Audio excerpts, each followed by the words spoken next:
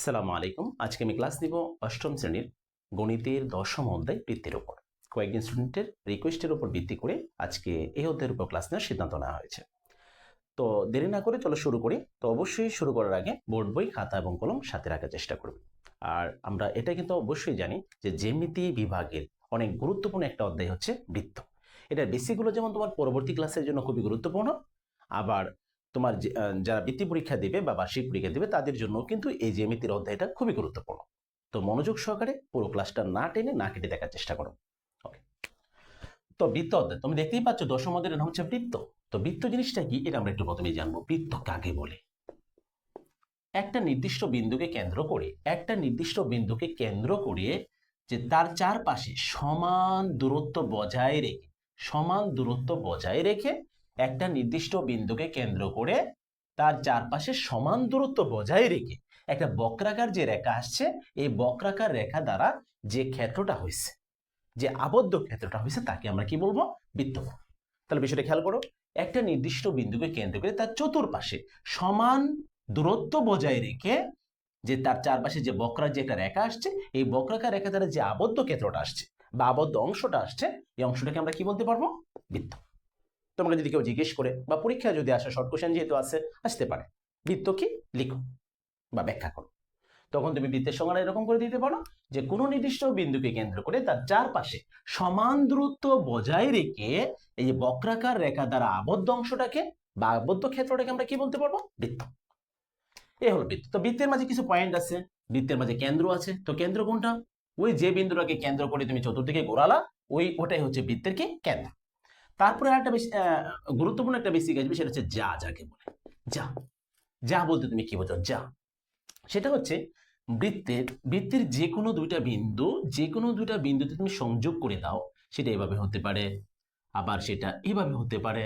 এই যে দুইটা বিন্দু নিলাম, দুইটা বিন্দু যোগ করে দিলাম, যে কোনো দুইটা বিন্দুর সংযোগ রেখা, যে কোনো দুইটি বিন্দুর সংযোগ রেখাকে আমরা কি বলতে পারবো? যা বলতে পারবো।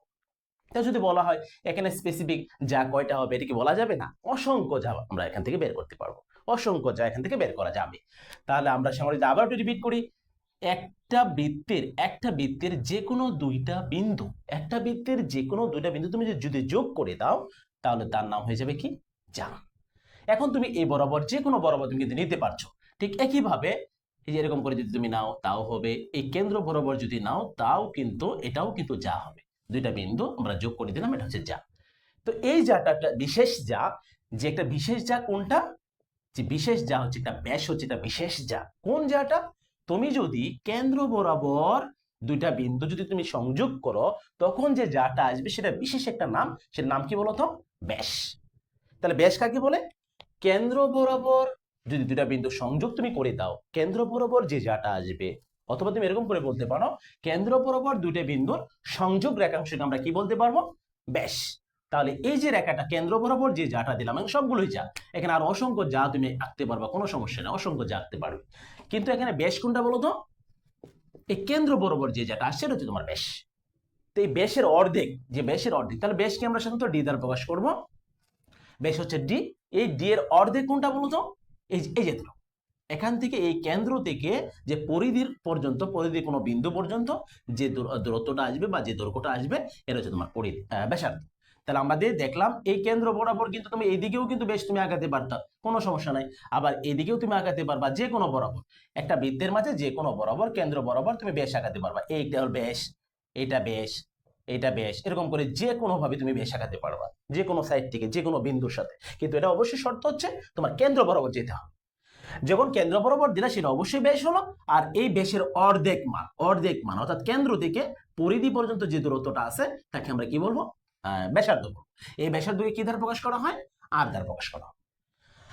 আর আমরা ব্যাসকে কিন্তু আমরা ডি দ্বারা প্রকাশ করবো, এটা মনে রাখতে হবে। তাহলে আমরা এখানে একটা গুরুত্বপূর্ণ বেসিক জানলাম, সেটা হচ্ছে যে ব্যাসার্ধের দ্বিগুণ দেখতে পাচ্ছি, যে এটা যদি ব্যাসার্ধ হয় তাহলে এটাও ব্যাসার্ধ, প্রত্যেকটা ব্যাসার্ধ। তাহলে আমি দেখতে পাচ্ছি ব্যাসার্ধের দ্বিগুণ যদি আমরা করি, তাহলে কার সমান আসবে? ব্যাসের সমান আসবে। আবার একটা ব্যাস যখন আমি বলতেছি, ব্যাসটাকে যখন অর্ধেক করবো, তখন কার সমান আসবে? ব্যাসার্ধের সমান আসবে। তাহলে আমরা একটা সম্পর্ক আমরা জেনে রাখবো, যে ব্যাস হচ্ছে ব্যাসার্ধের দ্বিগুণ, আর ব্যাসার্ধ হচ্ছে ব্যাসের অর্ধেক। এই দুটো তথ্য কিন্তু আমাদের জেনে রাখতে হবে, এটা কিন্তু পরীক্ষায় এমসিকিউ হিসেবে কাজে লাগবে। ওকে, এখন আমাদের জানতে হবে যে চাপ বা বৃত্তচাপ কাকে বলে। চাপ বা বৃত্তচাপ কাকে বলে। এই চাপ যে কথাটা, বৃত্তচাপ কিন্তু একই অংশ। একটু আগে আমরা লক্ষ্য করছি, এখানে দেখো যে একটা বৃত্ত যখন আমি আঁকাছি, এখানে দেখো একটা কেন্দ্র আছে, এই কেন্দ্র বরাবর একটা যা দিলাম সেটার নাম হচ্ছে ব্যাস। ঠিক একইভাবে এই কেন্দ্র ছাড়াও যদি অন্য দুইটা বিন্দু যোগ করি সেটার নাম কি হবে, যা। আচ্ছা, তোমরা এখানে খেয়াল করো, একটা গুরুত্বপূর্ণ বেসিক আমরা এখানে আলোচনা করবো, সেটা হচ্ছে চাপ বা বৃত্তচাপ জিনিসটা কি। আমরা দেখছি যে একটা যা যখন, যে একটা দুইটা বিন্দু যখন তুমি সংযোগ করলো একটা বৃত্তের মাঝে, এই যাটা কি করলো, এই যে একটা যা, এটা কিন্তু একটা যা, এটাও যা, কিন্তু এটা তোমার ব্যাস, স্পেশাল যা, যেটাকে বলা হবে ব্যাস। যেমন ধরো এই একটা যা, এই যাটা কি করলো, যে এই উপরেরটা ছোট একটা অংশ, আবার নিচে আরেকটা অংশ, তা দুইটা অংশে বিভক্ত করলো। আমরা এটা জানবো যে একটা যা বৃত্তকে দুইটা অংশে বিভক্ত করে। তবে যদি বলা হয় সে যেটা বিশেষ যা, যেমন ব্যাসের কথা বলা হয়, তাহলে কিন্তু এই ব্যাসটা কিন্তু একটা বৃত্তকে সমান দুইটা ভাগে ভাগ করবে। কিন্তু যা, যে কোনো যা কিন্তু তোমার সমান দুইটা ভাগে ভাগ করবে না, এটা হচ্ছে তোমার অসমান হবে আর কি, অসমান হবে, অবশ্যই অসমান হবে যে কোনো যার ক্ষেত্রে। যেমন এই যাটা বলো, এই যাটা আমাদের দেখো, এটা একটা ছোট অংশ আর নিচের কিন্তু বড় অংশ। তাহলে আমরা এটা জানলাম যে একটা যা একটা বৃত্তকে দুইটি অংশে ভাগ করে, আর একটা ব্যাস একটা বৃত্তকে সমান দুইটা ভাগে ভাগ করে। এই হলো আমাদের গুরুত্বপূর্ণ দুটো ইনফরমেশন। তাহলে আমাদের এখানে তাহলে বৃত্ত চাপটা কিরকম, যে আমরা যখন এই যাটা আঁকালাম, খেয়াল করো এই যাটা আঁকালাম, তাহলে এখানে চাপ কোনটাকে বলবো, তুমি কোনটাকে বলতে পারবা, এটা কি চাপ কি যে এই অংশটা, পুরো অংশটা, নিচেরটাও কি একটা বৃত্তচাপ, নাকি চাপ কোন অংশটা, একটু বুঝতে হবে। এই যাটা যখন আঁকা হলো, এই যাটা নিয়ে দেখো উপরের পরিধির মাঝে একটা এরকম একটা ব্যাপার আসছে, এইটাকে আমরা বলবো চাপ, কিন্তু এই পুরো অংশটাকে না।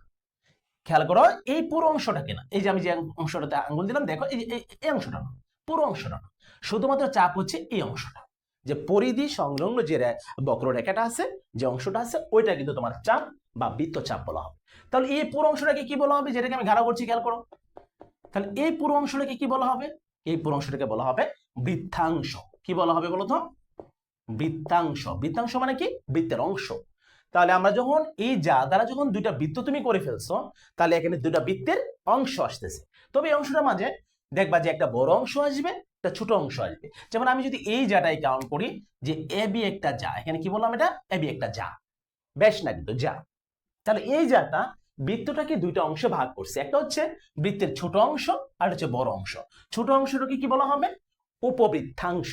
উপবৃত্তাংশ, তুমি তো বুঝতে পারছো, এই পুরো অংশটাকে, এই অংশ ক্ষেত্রটাকে বলা হবে, এই অংশটাকে একটা ক্ষেত্র বলা হচ্ছে, এই অংশটাকে একটা ক্ষেত্র বলা হচ্ছে। তাহলে উপরের যে ছোট যে ক্ষেত্রটা, এটাকে বলা হবে উপবৃত্তাংশ। বৃত্তের যে উপরের ছোট অংশটা আছে তাকে বলে উপবৃত্তাংশ, নিচের যে অংশটাকে বলছে সেটাকে বলা হবে যে অধিবৃত্তাংশ। ঠিক একইভাবে যখন তুমি বলতেছো যে স্যার এটা একটা চাপ, তখন তোমার স্যারকে তুমি এটা বলতে হবে, স্যার এটা হচ্ছে উপচাপ, আর নিচেটা হচ্ছে কি অধিচাপ। অধিচাপ, সবাই এটা ভালো করে খেয়াল করো। আমাদের এখানে বেশ কিছু কথা নিয়ে আসছে এটার সাইড হিসাবে, যেমন ধরো উপচাপ বা অধিচাপ, আবার হচ্ছে তোমার উপবৃত্তাংশ, আবার আসছে তোমার অধিবৃত্তাংশ।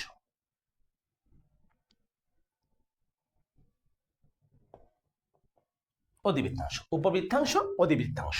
তাহলে আমরা দেখলাম উপচাপ কোনটা, অধিচাপ কোনটা, আর একটু ক্লিয়ার করে যদি আমরা বুঝি, একটা বৃত্ত আঁকালাম, একটা যা আঁকালাম, এই যাটার নাম ধরো সিডি। তো তুমি জানো সিডি যা দ্বারা এখানে বৃত্তটাকে দুইটা অংশে বিভক্ত করা হয়েছে, কিন্তু দুইটা কিন্তু সমান হবে না, যেহেতু যা না বেশ না, তাহলে কিন্তু এটা সমান হবে না।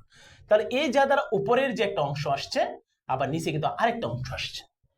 উপরের অংশটা দেখো, এই যে অংশটাকে বলা হবে চাপ বলা হবে, চাপ। কিন্তু কি চাপ বলা হবে, যেহেতু ছোট চাপ, তাহলে আমাদের এটার নাম হবে উপচাপ। তাহলে আমাদের এই চাপটাকে বলবো কি চাপ বলো তো, উপচাপ। ঠিক এখান থেকে এই যে চাপটা আছে, এই চাপটাকে কি বলা হবে বলতো, অধিচাপ বলা হবে, অধিচাপ। এখন বলো এই উপচাপ নিয়ে আর যাটা নিয়ে যে বৃত্তের অংশটা হয়েছে, এটাকে বলা হবে, এই যে পুরো মানটাকে বলা হবে, বৃত্তের অংশটাকে বলা হবে উপবৃত্তাংশ। উপবৃত্তাংশ। আর এই যে অধিচাপটাকে নিয়ে আর যাটাকে নিয়ে যে অংশটা আসছে, বৃত্তের অংশটা, একে আমরা বলবো অধিবৃত্তাংশ। অধিবৃত্তাংশ। এই হলো আমাদের মোটামুটি বেসিক গুলো আমাদের পড়তে হবে। এখন আসো আরেকটা অংশ বাকি আছে, সেটা হচ্ছে পরিধি। পরিধি কাকে বলে? পরিধি হচ্ছে বৃত্তের সম্পূর্ণ যে দৈর্ঘ্য আছে, তুমি এক কোণা থেকে শুরু করলা, একটা অংশ থেকে, একটা বিন্দু থেকে তুমি স্টার্ট করলা, আবার সম্পূর্ণ বৃত্তটা ঘুরে এসে তুমি এই পর্যন্ত যদি আবার আসো, দৈর্ঘ্যটা মাপো, তাহলে তুমি কি পাবা? পরিধি পাবা। তাহলে আমরা যদি এক কথায় বলি যে বৃত্তের সম্পূর্ণ দৈর্ঘ্যকে, সম্পূর্ণ চলার যে রাস্তাটা আছে, ওই রাস্তাটাকে কি বলা হবে? পরিধি বলা হবে। পরিধির একটা সূত্র আছে, তুমি সেটা হয়তো বা জানতে পারো, 2πr। 2πr পরিধির সূত্র হচ্ছে 2πr। 2 আমাদের তো এটা তুমি জানোই ধ্রুবক সংখ্যা, পায়ের মানে কিন্তু তোমার ফিক্সড কনস্ট্যান্ট, আর আর আর কি জিনিসটা? আর হচ্ছে ব্যাসার্ধ, আর ডি কিন্তু হচ্ছে তোমার ব্যাস, মনে রাখবা। এখন আমাদের আরেকটা জিনিস জেনে রাখি যে এই বৃত্তটা, যে কোনো বৃত্তের ক্ষেত্রফল সমান, তাহলে সূত্র কি হবে বলো তো? বৃত্তের ক্ষেত্রফল সমান কি আসবে? বৃত্তের ক্ষেত্রফল সমান সূত্র হচ্ছে পাই আর স্কয়ার। পাই আর স্কয়ার, পাই তো তুমি জানো ফিক্স মান, আর আর মানে কি বলতো? ব্যাসার্ধ। কোন বৃত্তের যদি ব্যাসার্ধ জানা থাকে, সেই বৃত্তের ক্ষেত্রফল কিন্তু আমরা খুব সহজে পাই আর স্কয়ার সূত্রের সাহায্যে আনতে পারবো। আর পরিধির সূত্র কি? 2πr। ওকে, আমরা বেসিকগুলো আরেকটু রিভিউ করি। তো বৃত্ত কাকে বলে বলতো? যে একটা নির্দিষ্ট বিন্দুকে কেন্দ্র করে, আমার একটু রিপিট করতেছি, বিষয়গুলো খেয়াল করো।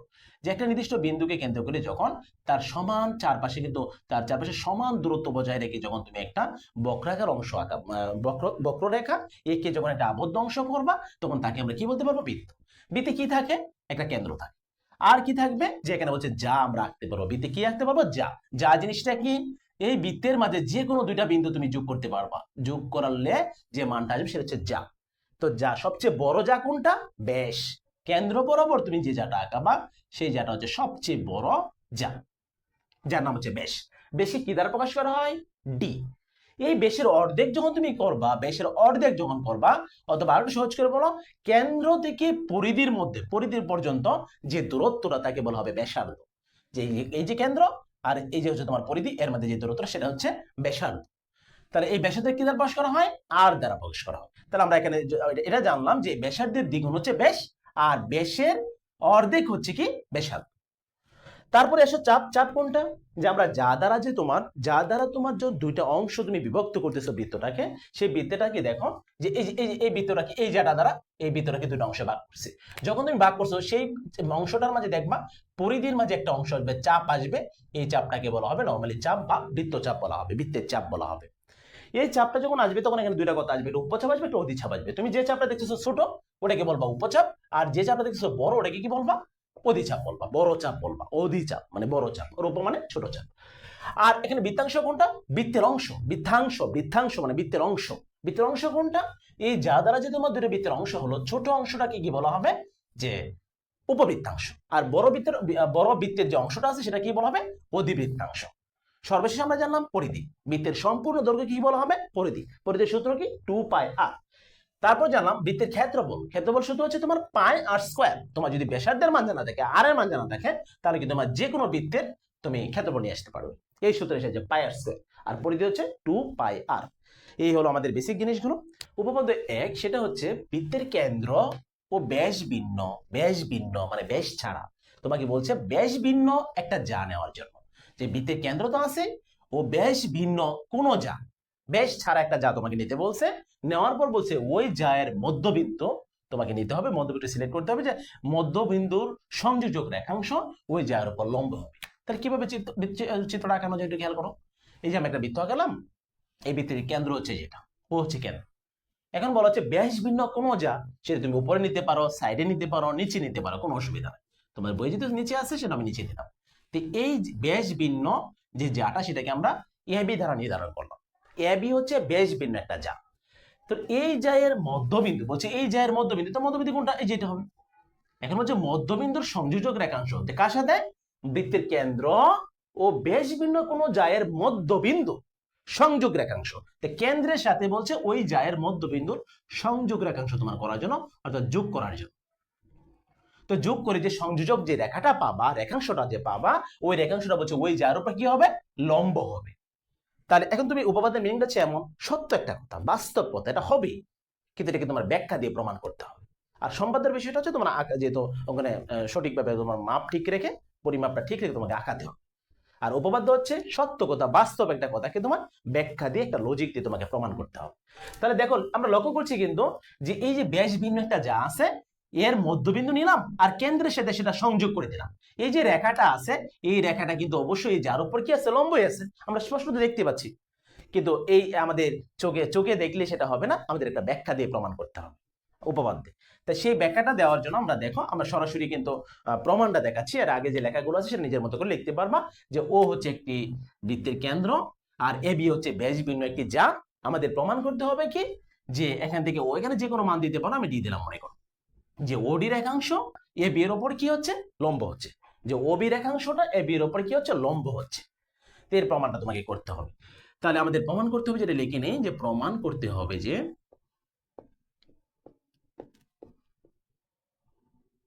হবে যে যে ওডি লম্ব, যেটা লম্ব, এটা হচ্ছে লম্বের চিহ্ন, তুমি যেটা যে অংশটা লম্ব করবা এটা আগে দিবা, আর কার উপরে লম্ব সেটা পরে দিবা। তাহলে আমি দিলাম, এখানে যে কোনো অক্ষর দিয়ে কিন্তু তোমার পরীক্ষা আসতে পারে, আমরা কিন্তু মূল বেসিকটা বোঝার চেষ্টা করবো। প্রমাণ করতে হবে যে ওডি হচ্ছে কার উপর লম্ব, এ বি এর উপর লম্ব। এখন আমরা প্রমাণে যাব। প্রমাণ করার জন্য আমাদের দুইটা বিষয় একটু জানতে হবে। অনেক সময় দেখবো যে সর্বসমতার একটা ব্যাপার আসবে, সর্বসম আর সদৃশতার একটা ব্যাপার আসবে। বেশিটা আমরা একটু ক্লিয়ার করে নিই, যে সর্বসম হচ্ছে হুবহুবে, হুবহুবে। যেমন আমি যদি একটা গণিত বই, তোমার একটা গণিত বই, তোমার বান্ধবীর একটা গণিত বই নিয়ে বা বন্ধুর একটা গণিত বই নিয়ে তুমি হুবহু একসাথে রাখো, এখানে কিন্তু হুবহু একদম সেম টু সেম মিলে যাবে। তো এটা হচ্ছে তোমার সর্বসমতা। কিন্তু আবার এরকম হতে পারে যে যেমন দুটো যমজ ভাই, দুজন যমজ ভাই বা যমজ বোন, তার দেখতে কিন্তু একই রকম। তাহলে এই একই রকম একদম হুবহু সবকিছু same same same to same মিল আছে। ঠিক এই জন্য একে বলা হবে সর্বসম।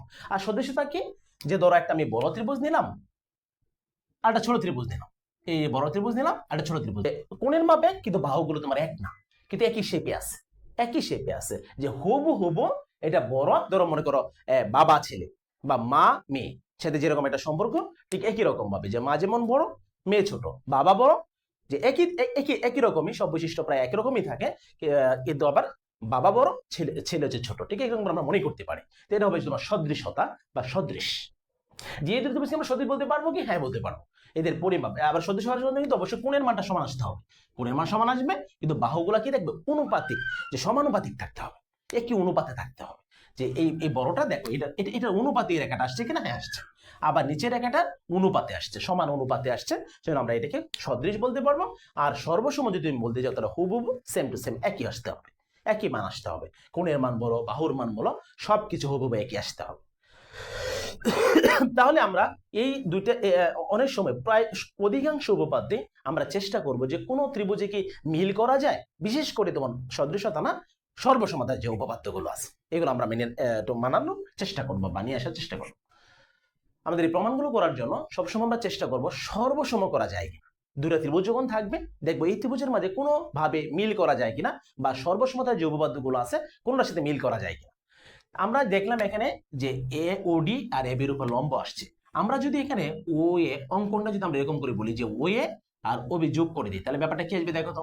ও এ যখন আমি যোগ করে দেবো, এখানে একটা ত্রিভুজ আসবে, সেটার নাম হচ্ছে এ ও ডি বা এডিও, তুমি যে কোনো বলতে পারো, যে কোনো ভাবে বলতে পারো, কোনো অসুবিধা নেই। তবে আমরা যখন কোণের মান বলবো তখন কিন্তু এটা সিস্টেমটা আলাদা। কোণের মানটা বললে কোণাটা কিন্তু আগে থাকবে। আমি যদি এই কোণটা হাইলাইট করতাম তোমাকে, তা তোমাকে বলতে হইতো এ ডিও, তখন কিন্তু এওডি তুমি বলতে পারতাম। আর ত্রিভুজের নাম দিয়ে তুমি যে কোনো ভাবে বলা যায়, তারপর আমরা চেষ্টা করব যে লেটার অনুযায়ী, ইংরেজি লেটার অনুসারে যেন কিছুটা আসে, আমরা এরকম চেষ্টা করব। তাহলে আমি লিখলাম এ ডি ও লিখতে পারি, আবার এ ও ডি লিখতে পারবো, যে কোনো একটা তুমি লেখো। আর আমার অবশ্য ওটা মাঝখানে রাখতে ভালো লাগে, যে আমি বলবো এ ও ডি এবং বি ও ডি, এন্ড তোমার দুইটা ত্রিভুজ আসছে।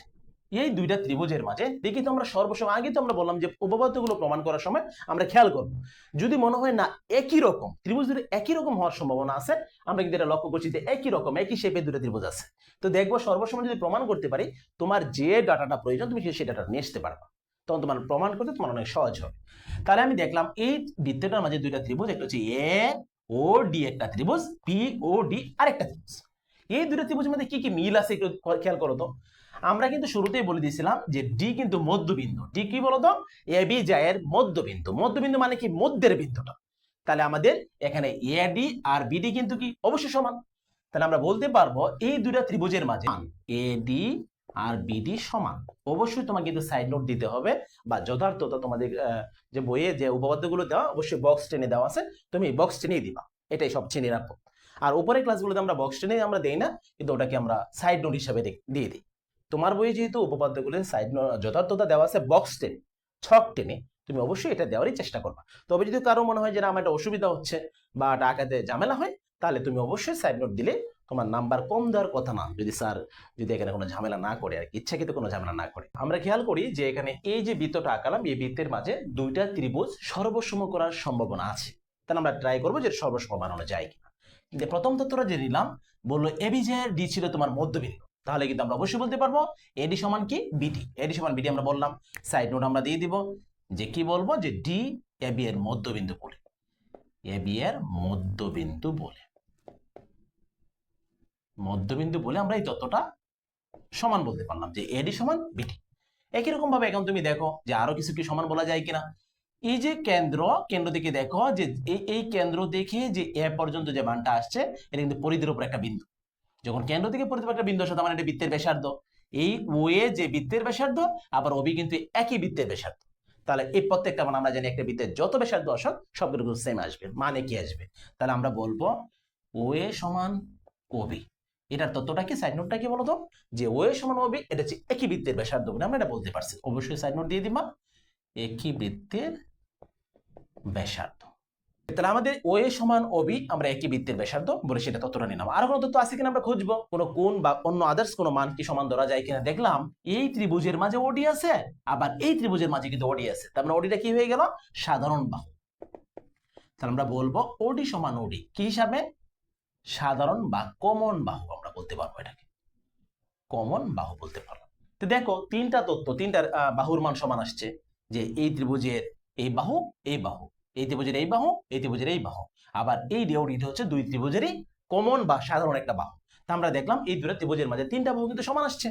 যখন তোমার তিনটা বাহু সমান আসবে দুটো ত্রিভুজের মাঝে, তখন এটা তুমি বাহু বাহু বাহু, ট্রিপল বাহু যেটাকে বলি আমরা, যে তিনটা বাহুর যে সর্বসমতার উপপাদ্য আছে সেই অনুযায়ী আমরা বলতে পারবো এই দুইটা ত্রিভুজ। সুতরাং যে ত্রিভুজ এ ও ডি বা এডিও তুমি যাই বলো কোনো অসুবিধা নেই, এই দুইটা ত্রিভুজকে আমরা সর্বসম বলে ফেলবো। তুমি যখন সর্বসম বলে ফেললে, এটা কি হিসেবে কিন্তু বলতে হবে, সর্বসম বলছে আমরা বাহু বাহু আর হচ্ছে বাহু, সর্বসমতা উপপাদ্য, সর্বসমতা উপপাদ্য অনুসারে, সর্বসমতা উপপাদ্য অনুসারে আমরা এটাকে বলতে পারলাম সর্বসম হয়েছে, এই দুটো ত্রিভুজ সর্বসম। এখন তোমার যা প্রয়োজন, যে তথ্যটা তোমার প্রয়োজন, তুমি সেই তথ্যটা তুমি নিতে পারবে। যেমন এখন আমার কি প্রয়োজন বলতো, আমাদের কিন্তু ওটা বলে গেলে চলবে না, যে বলছিল কেন্দ্র আর ওই জায়ের মধ্যবিন্দু তুমি যদি যোগ করো, তাহলে ওই জায়ের উপর কি হবে, লম্ব হবে। তাহলে আমরা দেখলাম যে এই যে ওডিটা যেটা এ বের উপর লম্বটা কিন্তু প্রমাণ করতে হবে, ওডি লম্ব তোমাকে প্রমাণ করতে হবে। তো যখন এই দুইটা আমি সর্বসম প্রমাণ করলাম, তখন আমি এটা বলতে পারবো এখানে সবগুলা কোণই আমরা সমান বলতে পারবো। কিন্তু সবগুলা কোণ আমার প্রয়োজন নয়, আমার শুধু এই কোণটা আমার একটু বেশি প্রয়োজন, যে ও ডি এ একটু মাঝখানে বলতে হবে। আর অপর দুইটা অক্ষর লেটারের মাঝে তুমি যেটা প্রয়োজন তুমি যেটা লেখো, যে কোনটা লিখতে পারো। কোন লেখার সময় তুমি দুইটা আগে লিখবা, তার এই দুইটার মধ্যে যে কোনো একটা আগে লিখলে লেখা যায়, কিন্তু লেটার অনুসারে যেটা আগে আসে সেটা আগে লিখলেই ভালো হয়। যেমন আমি এই কোনটা বলবো, তো এই কোনটা কি বলা যায় বলো তো, এ ডি ও বলবো আমি, এ ডি ও। আবার কেউ যদি ও ডি এ বলে তারটা হবে, কোনো সমস্যা নেই। তো এটা মাঝখানে বলতে হবে, যে কোনটা তুমি নির্ধারণ করবে সেটা মাঝখানে বলবা, আর অপর দুই লেটারের মাঝে যেটা ইংরেজি লেটার অনুসারে আগে আসে তুমি এটা আগে রাখার চেষ্টা করবে। যেমন এডি তো আমাকে বলতেই হবে, তাহলে এটাকে আমি ওডিএ বলা যায়, কিন্তু আমি কি বলছি, এ টি ও, এই কোনটা।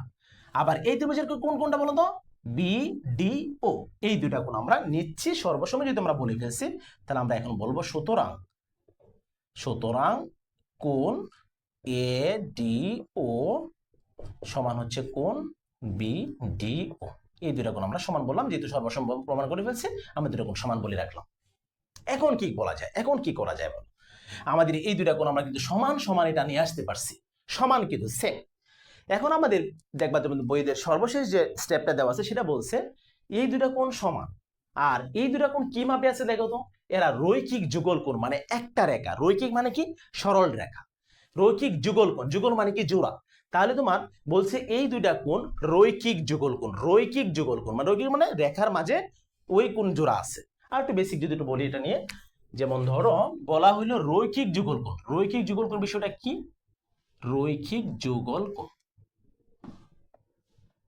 যখন একটা রেখা আছে, অপর একটা রেখা সেটা লম্বভাবে হতে পারে, অন্য যে কোনো ভাবে হতে পারে, ওই রেখার উপর আরো একটা রেখা তোমার স্থাপন করা হয়, বা এই প্রথম রেখাটাকে পরের যে রেখাটা ওটা অবশ্যই ছেদ করে, ছেদ করার ফলে এখানে যে দুটা কোণ আসে, ওই কোণগুলোকে কি বলতে পারবো? রৈখিক যুগল কোণ। প্রথমে কিন্তু সরলরেখা, দুইটাই সরলরেখা, কিন্তু প্রথম যে সরলরেখাটা আমরা দিলাম, দেওয়ার পর পূর্বের সরলরেখাটা যে বিন্দু থেকে মিলিত হলো, এখানে দেখবা দুইটা কোণ আসবে, এই দুইটা কোণের যোগ 180 ডিগ্রি হয়, তাহলে ওই কোণ জোড়া কোণকে আমরা কি বলতে পারবো? রৈখিক যুগল কোণ। আর যদি তোমাকে বলে দেওয়া হয় এই কোণ জোড়া সমান, তাহলে আমাদের নিশ্চিত বুঝতে পারবো তাহলে যে রেখাটা যে মিলিত হলো, এই রেখাটা তোমার অবশ্যই সেটা লম্ব বরাবর আসছে, অবশ্যই লম্ব বরাবর আসছে বলে এই কোণদ্বয়, দুইটা কোণ যোগ করে যদি 180 হয়, তাহলে একটা মান কত হবে? 90। তাহলে এদিকে এটাও 90, এদিকে এটাও 90। তাহলে আমাদের এখানে যে মজার ব্যাপারটা দেখো, এই দুইটা কোণ রৈখিক যুগল আমরা বলতে পারবো, কারণ এই কোণ আর এই কোণ দুইটা সন্নিহিত কোণ যোগ করে কত আসছে? 180 ডিগ্রি আসতেছে। তো 180 ডিগ্রি যদি আসে, তাহলে আমরা অবশ্যই সেটাকে রৈখিক যুগল কোণ আমরা বলতে পারছি। তো রৈখিক যুগল কোণ যদি হয়, আবার বলা হয়েছে কি দেখো, এখানে কিন্তু দুটো মান সমান চলে আসছে, তাহলে আমরা নিঃসন্দেহে এই কথাটা বলতে পারবো, যেহেতু কোণদ্বয় রৈখিক যুগল কোণ এবং এদের পরিমাপ সমান, তো পরিমাপ সমান, সেই পরিমাপটা কত? 3 নম্বর, আমাদের কিন্তু সর্বশেষ পয়েন্টটা বলতেছি, তাহলে আমরা বলবো এডিও কোণ বিডিও। যেহেতু পরিমাপ সমান, 180 যদি দুই দিয়ে ভাগ করো, তাহলে কত আসবে? 90। তাহলে একটা কোণের মান আসবে 90 ডিগ্রি। তা আমরা বলে দিলাম এই যে এই দুইটা কোণ সমান আসছে, পরিমাপ এদের সমান, কত মান হবে? যেহেতু দুইটা কোণ রৈখিক যুগল কোণ, যেহেতু তাহলে সমান যদি আসে, তাহলে একটা কোণের মান কত আসবে? 90 ডিগ্রি। এখন আমরা স্পষ্টই বুঝতে পারছি দুইটা কোণের মানে, যদি এই কোণের মানও 90, এই কোণের মানে 90, তাহলে আমরা স্পষ্ট বলে দিতে পারবো যে ওডিটা যেহেতু 90 ডিগ্রি আসছে, তাহলে অবশ্যই বলবো এই ওডিটা হচ্ছে এবি জায়ের উপর অবশ্যই লম্ব, এটাই আমাদের প্রমাণিত।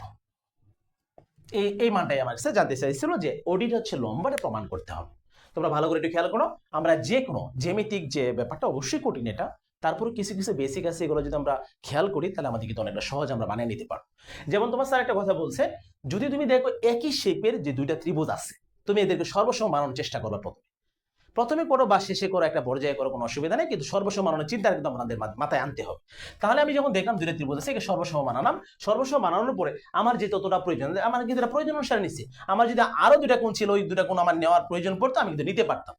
অর্থাৎ 90 ডিগ্রি আনার চিন্তা ভাবনা করছি, 90 ডিগ্রি আনলে তোমার সেটা লম্ব আমরা প্রমাণ করতে পারবো। তাহলে সেই হিসাবে আমরা এই কোণটা নিলাম, নেওয়ার পর যখন দেখলাম এটা রৈখিক যুগল কোণ, মানে দুইটা কোণ যোগ করে 180 ডিগ্রি হবে, আর দেখলাম এখানে দুইটা মান সমান, তাহলে 180 ডিগ্রি হয় যদি, আবার দুইটা কোণ সমান, দুইটা কোণ আসতে হবে, তখন এটা একটা মান তাহলে কত আসবে? 90 ডিগ্রি। তাহলে আমরা এডিও এর মানও বললাম 90, বিডিও এর মানও কি বললাম? 90 ডিগ্রি। যেহেতু 90 ডিগ্রি আসছে, তাহলে অবশ্যই ওই ওডি রেখাটা এবি জায়ের উপর কি লম্ব অবস্থায় আছে। এই ছিল আমাদের আজকের উপপাদ্যটা। আজকের ক্লাসটা আমাদের এই পর্যন্ত। পরবর্তী ক্লাসে ইনশাআল্লাহ আমরা উপপাদ্য 2 দেওয়ার চেষ্টা করবো, কিন্তু উপপাদ্য 1 আমরা পরবর্তী ক্লাসে উপপাদ্য 2 দেওয়ার চেষ্টা করবো ইনশাআল্লাহ। আজকের ক্লাসটি যদি তোমার ভালো লাগে, তাহলে অবশ্যই একটা লাইক দাও, কমেন্ট করে তোমার মতামত জানাও, এবং শেয়ার করে তোমার বন্ধুদের মাঝে ছড়িয়ে দাও। এমন সহজ গণিত ক্লাস নিয়মিত পেতে চ্যানেলটি এখনই তুমি সাবস্ক্রাইব করো এবং ফেসবুক পেজটি ফলো দিয়ে রাখো। মনে রাখবে, আমার লক্ষ্য শুধু তোমাকে অঙ্ক শেখানো নয়, গণিতের সব ভীতি দূর করে শেখার আত্মবিশ্বাস গড়ে তোলা। চলো গণিতকে সহজভাবে বুঝি, আত্মবিশ্বাসের সঙ্গে শিখি, আর নয় গণিত ভীতি, গণিত ভালোবাসার বিষয়। ধন্যবাদ। আজকে ক্লাসটি এ পর্যন্তই, দেখা হবে পরবর্তী ক্লাসে ইনশাআল্লাহ। আল্লাহ সে পর্যন্ত তোমাদের ভালো রাখুন, সুস্থ রাখুন। আসসালামু আলাইকুম।